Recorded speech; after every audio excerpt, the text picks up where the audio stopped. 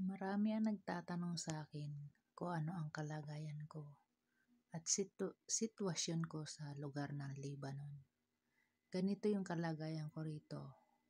Mahirap dito ang pagkain dahil ang pagkain ng amo, isang beses lang magluluto sa isang linggo. Pag nakapagluto ka, iinit-initin mo lang yun.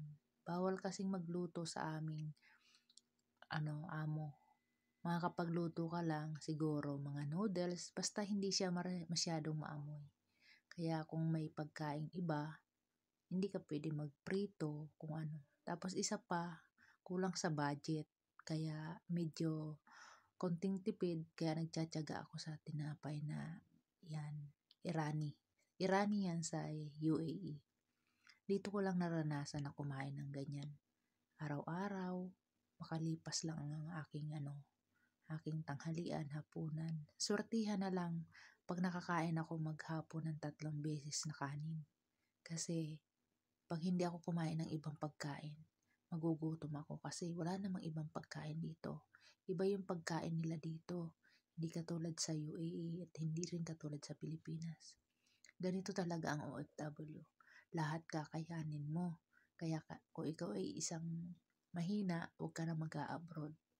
Okay lang naman kasi nakakaraos naman. Tinapay at kape, pwede na.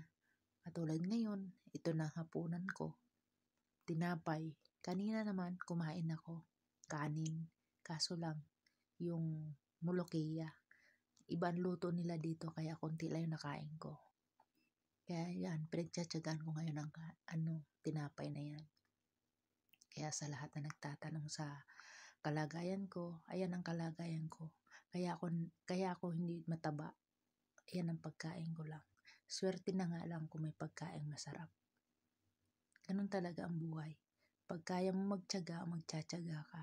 Kailangan lalo't wala tayong trabaho sa Pilipinas. Dito ang trabaho. Pagtsatsagaan natin. Yan ang isang OFW. Kaya huwag niyo sasabihin, matagal na ang OFW, mayaman na. Hindi ganun kayaman ang OFW. Napakahirap bilang isang OFW.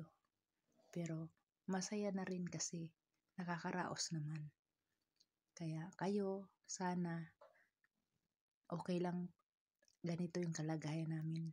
Huwag nyo naman kami masyadong maliitin. Yan, tiyaga lang sa tinapay. Pero kahit tinapay yan, malakas yan.